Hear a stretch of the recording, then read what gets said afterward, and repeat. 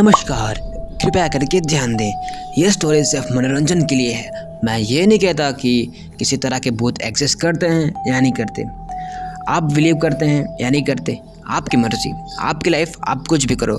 ये सिर्फ एक स्टोरी है जो मुझे पता है और मैं आपको बताने की कोशिश करूँगा। धन्यवाद। क्या आप लोग भूतों में विश्वास करते हैं?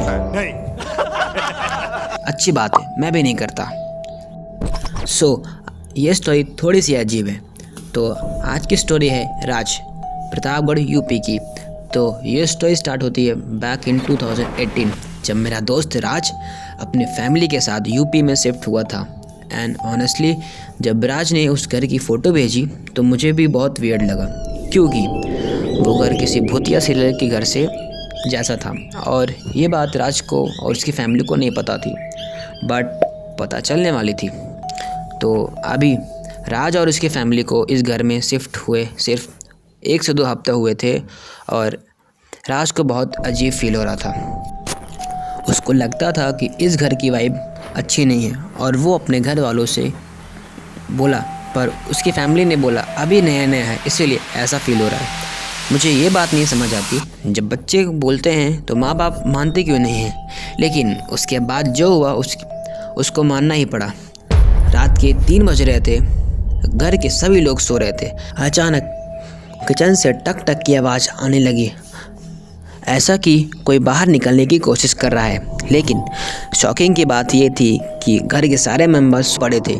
तो किचन के अंदर कौन नॉक कर रहा है, कोई चोर या फिर कोई बड़ी बिल्ली? अब तक टक टक की आवाज़ बढ़ती जा रही थी, जिसे इग्नोर नहीं किया जा सकता था।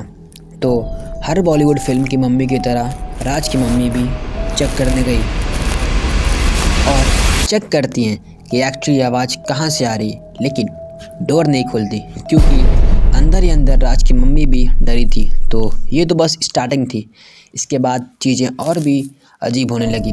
सबसे पहले राज की नानी जो उनके साथ रहती थी, अचानक उनकी तबीयत ख़राब होने लगी और एक दिन रात के 2 बजे बाथरूम से आवाज़ आने लगी। चेक करने से पता चला कि टॉयलेट की शीट पे किसी अंकल के फुटप्रिंट थे।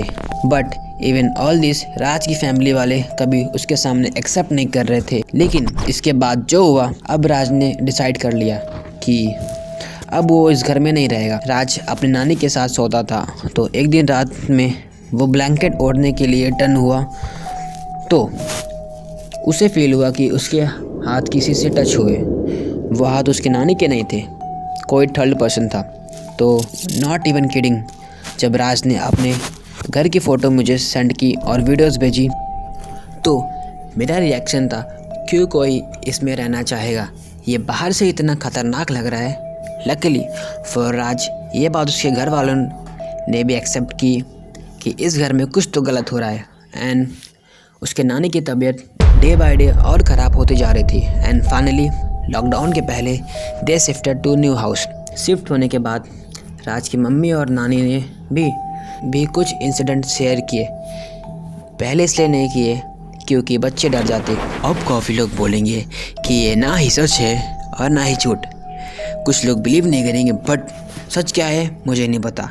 I enjoy the story. मिलते हैं एक नई सी वीडियो के साथ, तब तक टिल देन बाय बाय।